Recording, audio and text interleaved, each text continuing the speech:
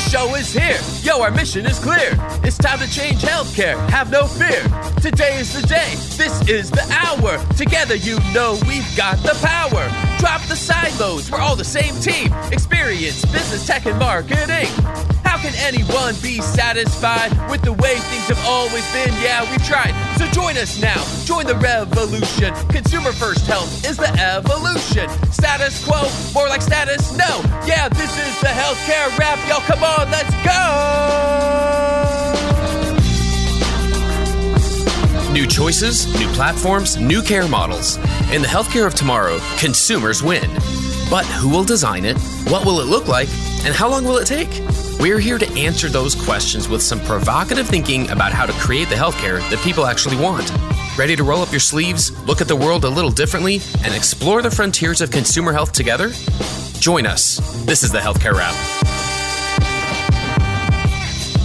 Welcome back. I'm Jared Johnson from Shift Forward Health, and here's what's going to go down today. We have the flavor of the week about Uber's new healthcare offerings. What do you need to know about their new pickup services, and how do we make more room for everyone who's contributing to a healthier America? I'll talk about that. Then Matt Dixon returns to share 7 mistakes to avoid when leveraging AI in your customer journey. Matt shares keys to operationalizing AI in consumer-facing healthcare encounters and how to avoid the pitfalls along the way. There's a lot to talk about, so it's time to dive right in. Are you ready? Let's go.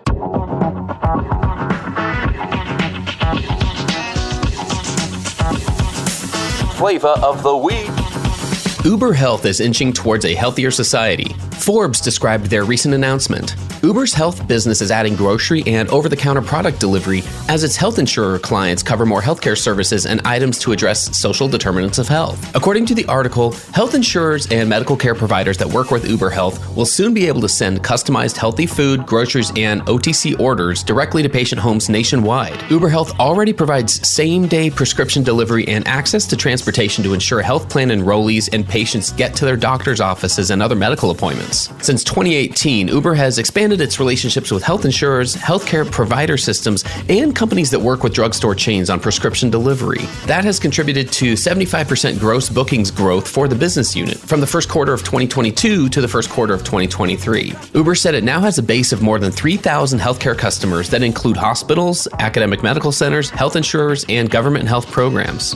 In our continual quest for a revolutionary new healthcare system, we need to make room for everyone who is contributing to a healthier America. Yes, including the work that comes from rideshare services. This revolutionary way of encountering healthcare isn't so much a single system as it is a network of choices that more meaningfully meet the needs and expectations of everyday people. And one of the pillars of such a network is that not all care can or should come from traditional providers. On one hand, there's the reality that we can rail against the shortcomings of common healthcare encounters all we want and demand changes in the hospital, provider, payer-centric business systems that have been in place for decades. But it's like the phrase goes, you might hate gravity, but gravity doesn't care. On the other hand, there's another saying, snow melts at the edges. You can disrupt the system over time. So I applaud Uber for their continual work over the years to see the value in partnering with provider organizations to drive real change.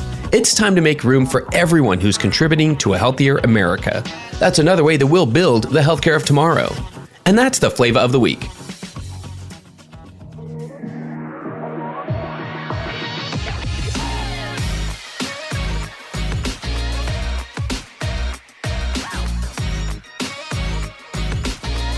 The flow. All right, everyone, let's get back into the flow. Give it up again for Matt Dixon. Matt's the COO of Eclipse Telecommunications. They're one of the nation's leading telecommunications consulting firms. Matt, welcome back to the Healthcare Wrap. Hey, it's great to be here, Jared. Thanks for having me on again. Looking forward to the conversation today. I will continue to put it out there into the universe that it's an exclusive club to be a return guest. So, you must be doing something right out there. But, one of those things may or may not be your taste in old school hip hop. I know.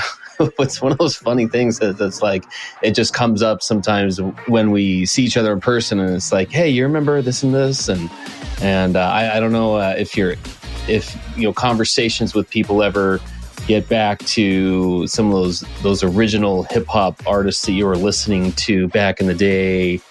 Maybe it's just because any music conversation with my own kids, as they're teenagers now. So, I try to impress them sometimes with my with my music knowledge, and it doesn't usually work.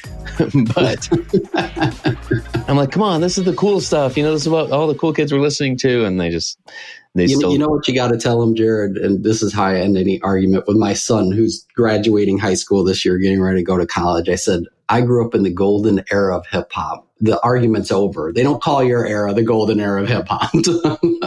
Thanks for letting me ramble there a little bit. Anyway, let's get into this a little bit. Let's start off with, for those who may not have caught you last time on here, would you fill in your bio a little bit? Can you tell us what would you like our listeners to know about you and your background? Yeah, absolutely. So at Eclipse, again, to your point, our focus is on helping marry technology solutions around communication, whether that's internal or external communication. But prior to that, I worked at a company called Stericycle Communication Solutions. So I led that enterprise or practice for right around the last 3 years. And then I was also honored to be named Healthcare Communicator of the Year in 2020. So bringing some of that experience to what I'm doing here more on the consumer side, and certainly bringing some of that consumer experience back to the patient experience as well. Gotta love it. Well, I also ask people a lot lately if there's a piece of career advice that has stuck with them, that has either guided them a little bit on their own journeys, or has just, they've kept it with them. They've thought about it a lot. Is there anything that comes to mind that as you look back on your career, you've had quite a few highlights, you've had some great successes in the past? Anything that comes to mind in terms of a piece of career advice that has just stuck with you or guided you along the way? I'll say this, and it's probably counter to what a lot of people say or think, but I say make no plans. I graduated from college with a degree in political science. I was convinced I was going to be an attorney at one point in my life. I've stayed curious throughout my career, stayed open to learning new things, and it's really allowed me to create kind of a holistic view from technology, strategy, operationally. So for me, it's always been be open to the possibilities. I think people tend to create an idea in their head of, I'm going to be X someday. I'm going to be the VP, the CTO, the CIO, Chief Marketing Officer, whatever the case may be. And they close themselves off to the possibilities of exploring other options and learning new things. I think that's the key, right? Stay curious at all times. That's great. And I love the fact that it allows you some flexibility when the world around you changes a little bit, that plan might change. And not only is that not the end of the world, but that might be a better plan than what you were planning on. So super cool. At a minimum, it gives you a holistic view of problems as well, right? Is being able to see the problems through the eyes of others and how they've experienced them, what matters to them and what expertise they bring. I think it makes it easier to create solutions that are more optimal. You're used to bringing together people who think a little bit differently, have a little bit different of disciplines to solve for those big, hairy problems. So even if you don't go in a different direction, just getting that experience of working with those different kind of people who think differently than you, who bring a different background than you, I think just makes you a more effective leader overall. So true. It's so true. And it really doesn't matter what background you have, is what I've learned. And it doesn't matter what field. Like, these things are universal and they're worth repeating. Especially, I felt like I got a lot of guidance during the first, early in the career, first few years. And then it almost dropped down to zero. I mean, there were leadership training programs within the organizations where I was working. There were some professional development, but there wasn't active guidance. There wasn't a lot of mentoring after you get to a certain point, especially if you were in an innovation role of any kind. If you were kind of helping lead the charge or explore something new or learn something, it was hard to be mentored on that. At least the path that I followed. So it's great to just be reminded of some of these things and realize that not only, I don't know, people think about it in terms of success or failures in the careers too much, instead of, hey, what's that next step and where could it lead me? And is that a place worth going? So anyway, super great advice there. Well, Matt, for our conversation today, we have a few different places we can focus, and they all kind of have to do with where AI fits in your customer journey. And to that point, I know you just recently published an article on Forbes. It's titled 7 Mistakes to Avoid When Leveraging AI in Your Customer Journey. And I think the setup for this is interesting. Maybe it's even worth just providing a little context in terms of a conversation you and I were just having about patient experience versus consumer experience. in healthcare and where that has to lead. Like when you start talking about a customer journey, it starts in this place of understanding what are the ramifications if you're not focusing on this, and if you don't understand the patient experience part versus the rest of the parts.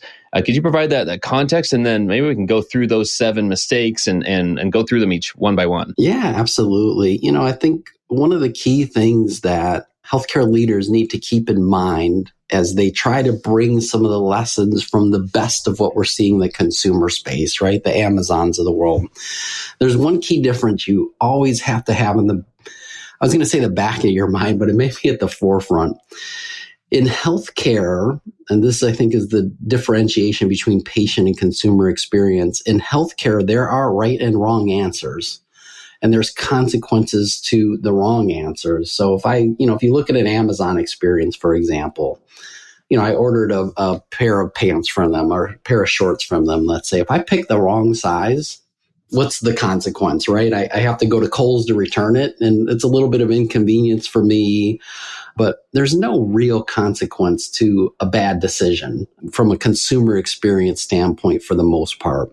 In healthcare, it's a much different story. If you schedule the wrong type of appointment, maybe your healthcare doesn't cover it.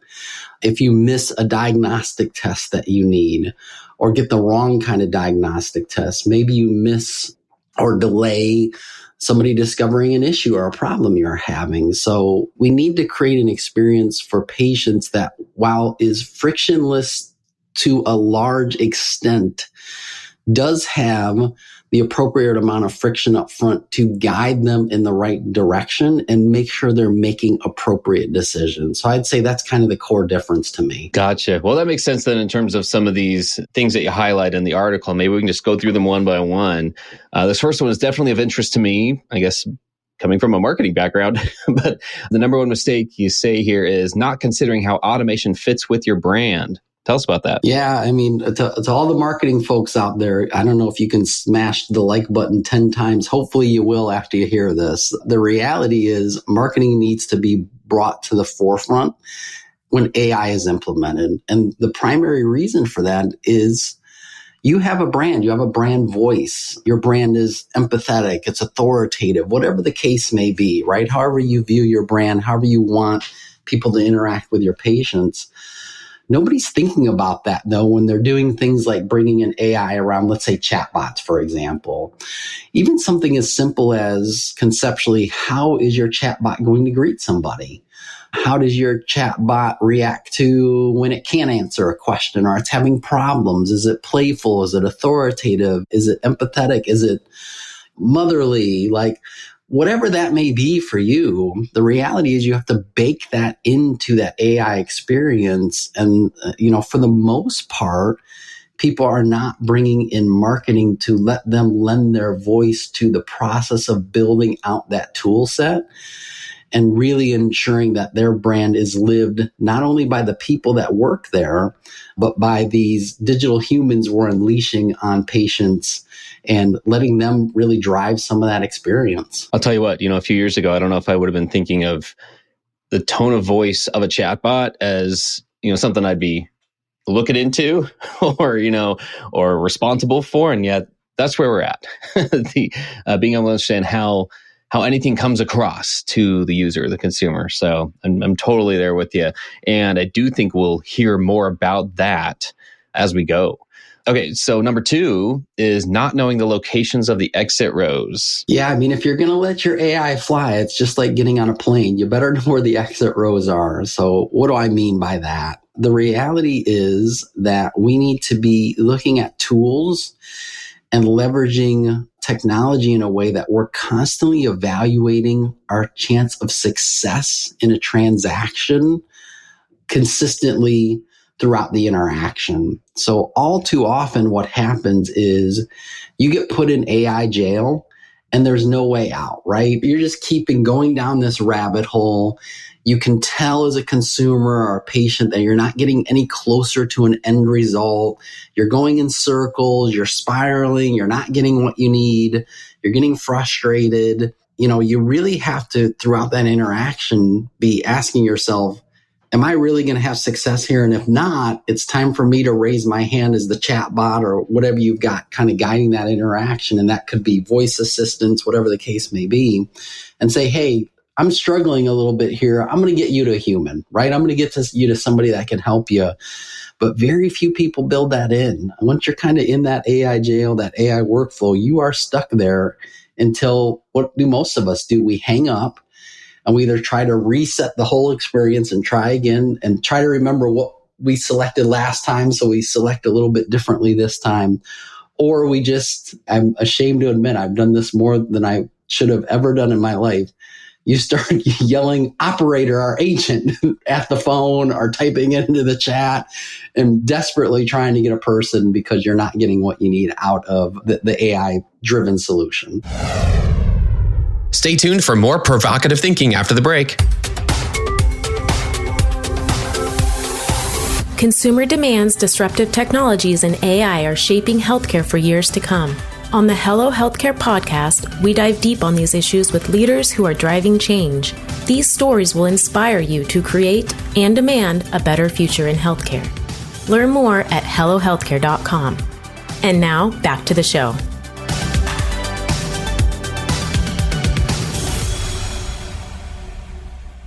It's like you just described my last handful of interactions with my cell phone carrier. The yelling at it to talk to a human. Totally hear that. That's important. All right, number 3 is not locating the circuit breakers. What about that one? Yeah. So the other thing we have to ask ourselves is, we're evaluating as we go through this process, or we should be going through the process, evaluating our chances of success. We need to make a core evaluation up front, which is just because something is automated doesn't mean that automation has to be used in every instance. So this is where you need to start to have contextual awareness as well. Is there a specific impediment from the customer's history that means solving the problem through AR automation has a low probability of success, for example? So maybe you've got some self-scheduling solutions, right? Where somebody can schedule their appointment either online, or now more and more we're seeing it through voice assistant or chat or whatever the case may be. But if there's something in their medical history that adds complexity to that, where you've got to ask some additional questions, for example, to ensure that they get the right kind of, let's say, CT scan, for example, right? A lot of times what happens is just because that booking flow has been automated, people are just thrown into it 100% of the time, where we need to be, again, evaluating up front whether it's appropriate. And I'll give you an example from my own, and I'm going to pull from the consumer side. I had some problems with Comcast/Xfinity. I'm sure nobody listening has ever had a problem with Comcast or Xfinity, with some connectivity at a home I moved into about 3 years ago. I called in and had to call in 6 different times. They kept coming to my house and they had to replace stuff outside of my house, and they kept kind of going upstream, right? Oh, now we got to go to this central office and replace this and this and this and this. But every single time I called, 6 calls, by the way, and I think in the period of a week, every single time I called, I got put in the AI flow, and it was, we're going to send you a signal to reset your modem, and we won't let you talk to a human until that's done. And then you can call back after we've successfully reset your modem to continue your interaction. It's obvious that that was not going to fix my problem, right? That bringing in the context of, hey, this is the 6th time this guy's called. We had to replace all this equipment outside of his home and upstream. Maybe we shouldn't throw him through the AI assistant. That's what we mean when we talk about knowing what those circuit breakers look like. Gotcha. And I think everyone is nodding their head at having a similar experience. So for sure, fill in the blank cable provider right there. Okay, number 4, not considering agent enablement before automation. Yeah, so there's a whole slew of tools. And, our philosophy, Eclipse, is we believe the most appropriate use of AI today is making humans more human. So what do we mean by that? We mean giving them the support tools that allow those soft skills to really shine, right? Again, I've run a large contact center, more than one in my career and history. And one of the things, if you've ever run a contact center, you'll hear a lot is hire the smile, train the skill. It's hard for people to quote unquote smile on the phone, right? And show empathy when you've given them systems that are frustrating for them to use and are difficult for them to navigate. The reality is, if you build AI tools or you leverage AI tools that make your agents more effective, I think right now you'll get more pop than trying to automate things. I can speak to and highlight a recent Forrester report that talks to the impact of what agent enablement tools can do. So there's kind of 3 key metrics they focused on that move the needle as far as getting consumers to spend more money than you. And it's 1 was answering all the customers' questions. 2 was increasing first call resolution, which, by the way, most contact centers track today. I'd say the first one, answering all questions, that's not something a lot do track today. And the 3rd is reps that are empowered.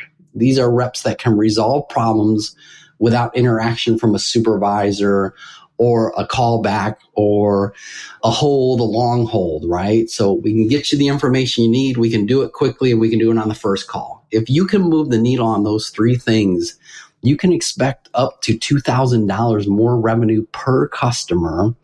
But the other thing that moves the needle on that's critical as well is 3 key metrics called advocacy, trust, and enrichment.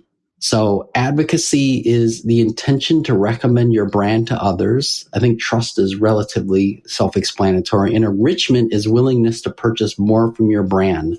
When you change those 3 metrics and make your agents more effective, we can see ridiculous upticks in those other 3 ancillary metrics, the advocacy, trust, and enrichment. And we're talking about anywhere between 5 and 10 percentage point increases, not percent increase. We're talking about going from 10 to 20, right? Not from 10 to 11.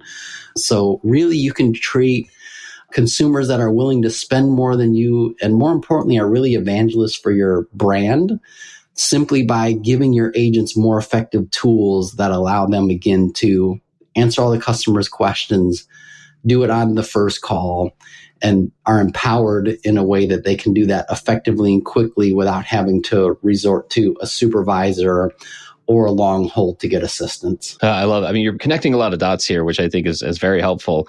And that just leads me to, we'll just go right on to number 5 here, because again, this is another thing that I think you're helping us connect a lot of the speed bumps that have happened along the way. So number 5, starting from the top and not the bottom. Yeah, again, the approach here often is, what can we automate? So you're taking a top-down view of the world, right? You're saying, hey, let's look at everything we do and figure out what we can automate. You know, our argument is you'll get a much quicker return by focusing on building bottom-up approach to that, which is, how do you make your agents more effective? Or those that are servicing your customers, however you think of those, and build better and better and better tools for them. 1, you'll get that immediate uptick we just talked about. But 2, eventually what will happen is you'll find as you build out those tools, at some point you'll reach this natural conclusion where it's like, hey, if we just do this one more thing, we can just automate the totality of that process. So that's really why we advocate for more of a bottoms-up approach. Is you will naturally discover the things that are most ripe for automation, and it won't be based on theory. It'll be based on practice, and you'll get a ton of uplift early on just by going through that bottoms-up approach. I love that. Makes a lot of sense too. It's almost so simple. It's like, yeah, why aren't we doing this yet? Very cool. All right, a couple more here. Number 6, not thinking about all the use cases. Again, the focus there is there's lots of ways to use AI. Many healthcare systems companies, as they think about it, are really focused on things like ChatGPT and automation. What they're not thinking about, especially in highly complex or compliant industries like healthcare, are other uses for AI that we're really shining a light on. And one of those is the ability to do 100% QA and QM of all your customer interactions, right? So quality assurance and quality management. Historically, at least in the contact center space, you might be doing 3 to 5% of your interactions maybe automated. Today, now we can get to 100% automation looking at each of those, scoring them, and really scoring them for critical things around compliance. And I'm not just talking about HIPAA compliance here either, or, PII or PHI. You can be looking for compliance around things like, hey, when you scheduled that appointment, it was really important that you ask them if they need a lift assistance, for example, right? When you're doing imaging diagnostic. But the machine didn't hear you ask that, right? And the reason that's important is, that person can show up to that appointment, and without pre-planning for lift assistance, you may not be able to successfully complete that appointment. So it gives you the ability to remediate issues prior to them becoming a problem, right? Reaching back out to that person and saying, hey, we just scheduled an appointment with you, but we noticed when we did that, forgot to ask you an important question. Do you need any lift assistance? Yes or no, right? And getting that resolved prior to the appointment. And the reality is that's been out of reach until recently with these AI tools. So protocol compliance as well is another area where you can use AI to really kind of up your game here. It is. I mean, these are all things that I think, especially when you think about them collectively, are going to lead us to a lot better place.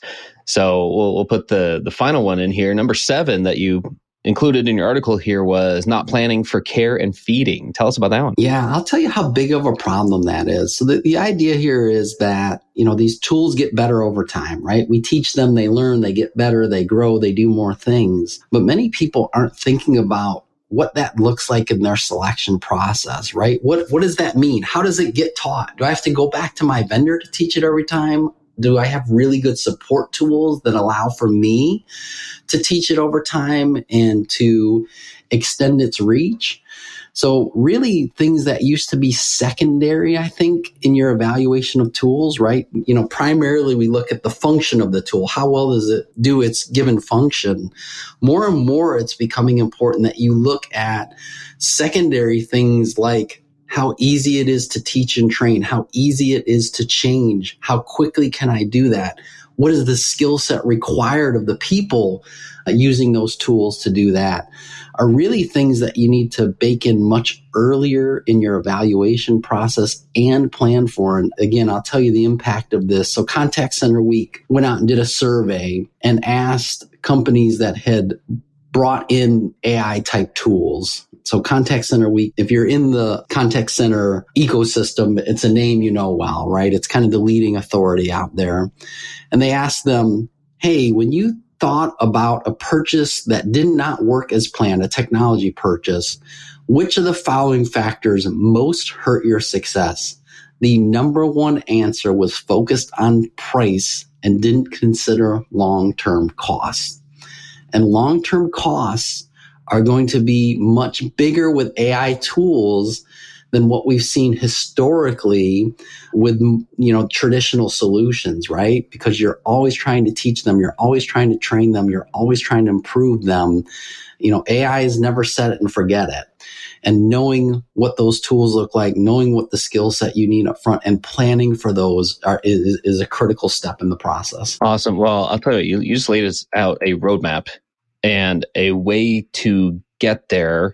I'm sure organizations come into this from different viewpoints. I'll give you a final word here in terms of if there's a common starting point or entry point, if there are any of these steps that tend to make more sense as like a low-hanging fruit, or just again, an entry point, like a place to get started here for organizations that are now seeing the importance of it. You've kind of connected the dots for them. And now they're like, okay, where do we start? Is there some place that just comes to mind out of those steps, or even somewhere different? Yeah, no, certainly I would say, the key here is if you've already purchased these tools or you brought them into your ecosystem, I would say go back and evaluate, have you built in circuit breakers and exit rows, right? So if you've already done this is a good time for you to go back and proactively look for challenges or issues in that area.